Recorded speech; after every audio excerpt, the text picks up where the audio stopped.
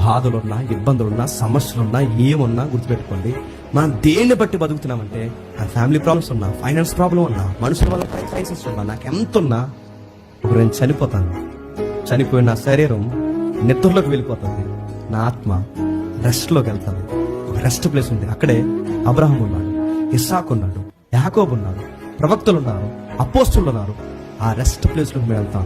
మళ్ళీ ఆయన వచ్చినప్పుడు ఆయనతో పాటు ఆత్మలు భూమికి వస్తాయి. ఈ శరీరము ఆత్మ రెండు కలుస్తాయి.